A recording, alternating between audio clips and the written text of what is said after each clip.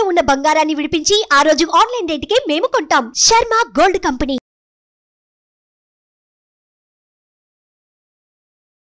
Hi, welcome to our channel. ఈరోజు మనతో పాటు ఉన్నారు జ్యోతిష్య వాస్తు పండితులు, జ్యోతిష్య వాస్తు శిక్షణ నిపుణులు, మహాగౌరి ఉపాసకులు శ్రీ దింటకుర్తి మురళీకృష్ణ గారు. నమస్కారం గురువు గారు. నమస్తే నాన్న. హరి ఓం శివం.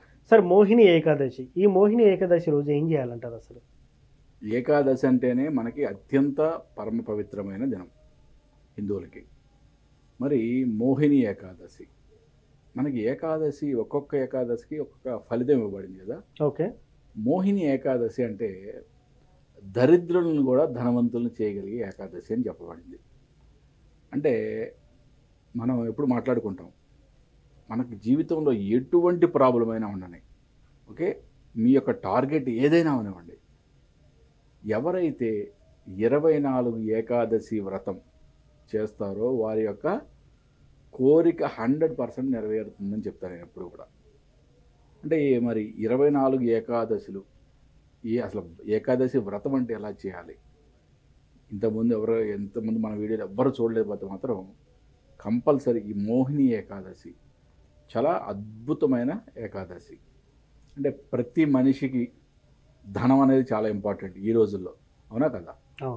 కాబట్టి ఏంటంటే ఈ మోహిని ఏకాదశి రోజు 24 ఏకాదశుల వ్రతం స్టార్ట్ చేయాలనుకున్న వాళ్ళు ఈరోజు స్టార్ట్ చేసుకోండి. లేదు నేను ఒక్క ఏకాదశన నేను వ్రతం చేయాలనుకుంటున్నాను అన్న వాళ్ళు ఈ ఒక్క ఏకాదశన కూడా మీరు ఏకాదశి వ్రతాన్ని అత్యంత భక్తి శ్రద్ధలతో చేసి చూడండి. ఎంత అద్భుతమైన ఫలితాలు ఉంటాయంటే, మనకి 24 ఏకాదశులకి 24 రకాల పేర్లు, వాటి యొక్క ఫలితాలు ఇవ్వబడినాయి. మరి ఈ ఏకాదశి వ్రతం ఏ విధంగా చేయాలి అంటే, ఏకాదశి వ్రతం అంటేనే నక్తము అంటే ఉపవాసం కాదు. ఉపవాసము అంటే డిఫరెంట్ మీనింగ్, నక్తం అనేది డిఫరెంట్ మీనింగ్. ఓకే. ఉపవాసము అంటే భగవంతునికి దగ్గరగా వసించటము అని అర్థం. నక్తము అంటే పూర్తిగా ఎటువంటి ఆహారము తీసుకోకుండా ఉండటం అని అర్థం. అంటే మనకి సైంటిఫిక్గా కూడా, సైన్స్ పరంగా కూడా 15 రోజులకు ఒకసారి ఏ వ్యక్తి అయితే పూర్తి నిరాహారంగా ఉంటాడో అతని యొక్క బాడీ పార్ట్స్ అన్నీ కూడా రీజనరేట్ అవుతాయి అని చెప్పి సైన్స్ ప్రకారం ప్రూవ్ చేయబడింది, అవునా కదా? 15 రోజులకు ఒకసారి ఎవరైతే ఉపవాసం ఉంటారో వాళ్ళ యొక్క ఆరోగ్యం చాలా అద్భుతంగా ఉంటుంది. వారి యొక్క ఆర్గాన్స్ అన్నీ కూడా రీజనరేట్ అవుతూ ఉంటాయి. ఎప్పటికప్పుడు క్లీనింగ్ సిస్టమ్ అని కూడా పర్ఫెక్ట్గా పనిచేస్తాయని చెప్తున్నారు. మరి ఇది మన సనాతన ధర్మంలో కొన్ని వేల సంవత్సరాల నుంచి మనం ఆచరించే నియమమే. ఓకే. నక్తము అంటే ఏం చేయాలి? దశమి రోజు రాత్రి, అంటే దశమి పూర్తయ్యేటప్పుడు ఈ నిరాహారం అనేది స్టార్ట్ చేయాలి. ఏకాదశి మొత్తం అంతా పూర్తిగా తిథి మొత్తం ఎటువంటి ఆహారం తీసుకోకూడదు. ద్వాదశి గడియలు వచ్చిన తర్వాత స్నానం ఆచరించి భగవంతుణ్ణి ఆరాధన చేసి అప్పుడు సాత్వికమైన ఆహారం తీసుకోవాలి. దీన్నే నక్తము అంటారు. అంటే సుమారుగా ఒక 24-25 గంటలు పూర్తిగా ఎటువంటి ఆహారం తీసుకోకపోవటం. ఇది మనం సైంటిఫిక్గా కూడా చాలా అద్భుతమైన ఫలితాలు ఇచ్చేది. నక్తం చేసేవాళ్ళు చాలామంది చేస్తారు. ఓకే. నక్తం చేయలేని వాళ్ళు ఉపవాసము అంటే సాత్వికమైన ఆహారం తీసుకుంటూ ఆ రోజు మొత్తం భగవంతునికి సమీపంగా జీవించటం, అంటే భగవంతుని ఆరాధించడం, భగవంతుని యొక్క లీలలో మననం చేసుకోవటం, భగవంతుని యొక్క మంత్రాన్ని జపించటం, ఈ విధంగా చేయడం ద్వారా ఆ రోజు మనకి ఒక మంచి అద్భుతమైన ఫలితం ఏర్పడుతుందని చెప్పచ్చు.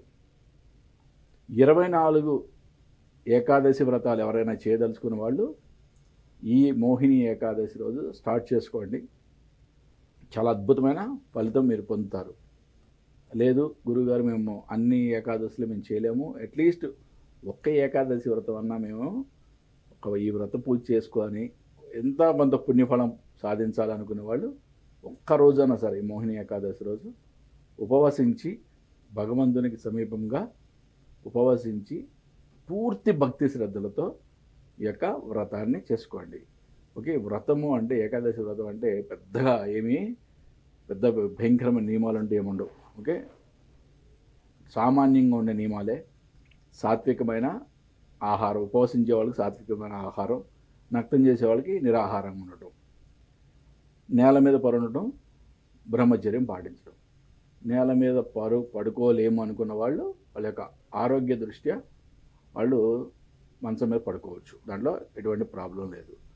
బట్ మెయిన్ ఇంపార్టెంట్గా ఈ యొక్క వ్రతంలో స్వామివారి యొక్క ఆరాధనతో పాటు పూర్తిగా ఆ రోజంతా కూడా భగవన్నామస్మరణలో మనం నిమగ్నం అవ్వడం అనేది చాలా ఇంపార్టెంట్.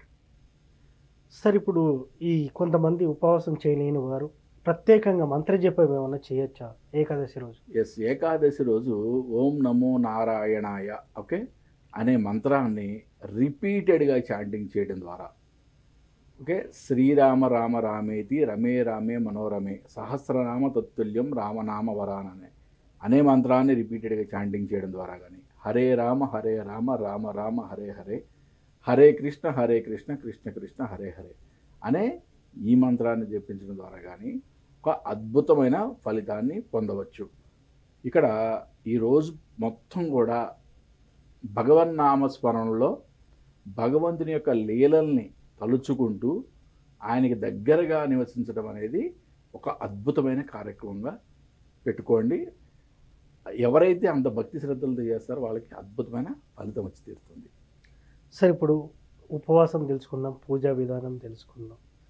సో ఒక కోరిక ఉంటుంది, ఇప్పుడు సంతిల్లు కావాలనో లేకపోతే ఇంకా బిజినెస్లో సెట్ అవ్వాలని ఉంటుంది. దానికి ఇదే పూజా విధానం చేస్తే సరిపోతుందంటారు? ప్రత్యేక పూజా విధి విధానాలు ఎస్పెషల్లీ పూజారిని పిలుచుకొని ఏమైనా చేయాల్సిన అవసరం ఉంటుంది అంటారు? లేదు, పూజారిని చేయాల్సిన అవసరం ఏమి ఉండదు. కానీ ఇక్కడ ఏంటంటే ఒక్కొక్క ఏకాదశికి ఒక్కొక్క ప్రాముఖ్యత ఇచ్చారు, దానికి ఒక రిజల్ట్ ఇచ్చారు. ఇక్కడ మోహిని ఏకాదశి అంటే దరిద్రుడు కూడా ధనవంతుడు అవ్వటం అనేది ఉంది. పుత్రద ఏకాదశి అంటే పుత్ర సంతానం కలుగుతుందని. అట్లా మనకి ఒక్కొక్క ఏకాదశికి ఒక్కొక్క ప్రాముఖ్యత ఉంది, ఒక్కొక్క ఫలం ఉంది. ఓకే, ఇప్పుడు మనకి ఫర్ సపోజ్ మనకి డబ్బే ముఖ్యం అనుకున్నప్పుడు ఈ ఒక్క ఏకాదశి చేసుకుంటాం. కానీ మనకి ఇతరత్ర కోరికలు ఉన్నాయి. కోరికలు ఉన్నప్పుడు 24 ఏకాదశులు ఒక సంవత్సరం పాటు ఎవరైతే దీన్ని వ్రతంగా ఆచరిస్తారో, ఓకే, పూజ అన్నప్పుడు నియమాలు ఏముండవు, ఓకే, వ్రతం అన్నప్పుడు నియమాలు ఉంటాయి. నేను చెప్పిన నియమాలన్నీ కూడా కంపల్సరీ పాటించాలి. ఆ నియమాలతో అవి కూడా చాలా చిన్న చిన్న నియమాలు, పెద్ద భయంకరమైన కఠిన నియమాలు ఏం కావు. ఆ చిన్న చిన్న నియమాలను పాటిస్తూ 24 ఏకాదశులు ఎవరైతే ఈ వ్రతాన్ని పూర్తి చేస్తారో వాళ్ళ లైఫ్లో మళ్ళీ వెనక్కి తిరిగి చూసుకోవాల్సిన అవసరమే లేదు. వాళ్ళకి అనుకున్నది 100% వాళ్ళు సాధిస్తారు. సో నిజంగా సరే ఏకాదశులు చేస్తే ఎలాంటి ఫలితం ఉంటుందని చాలా చక్కగా చెప్పారు. 24 ఏకాదశుల్లో ఒక్కొక్క ఏకాదశికి ఒక్కొక్క ప్రాముఖ్యత ఉంది. సో ఈ ఏకాదశికి మాత్రం దరిద్రులు కూడా ధనవంతులు చేసే ప్రాముఖ్యత ఉందని చెప్పి చాలా చక్కగా చెప్పారు. Thank you sir. నమస్తే అన్న. హరి ఓం శివం. చూసారు కదా, ఇది మోహిని ఏకాదశి విశిష్టత. మరో కార్యక్రమంలో మళ్ళీ కలుద్దాం. Thank you. సుమన్ టీవీలో మీ పర్సనల్ అండ్ బిజినెస్ ప్రమోషన్స్ కోసం కింది నెంబర్కి కాంటాక్ట్ చేయండి.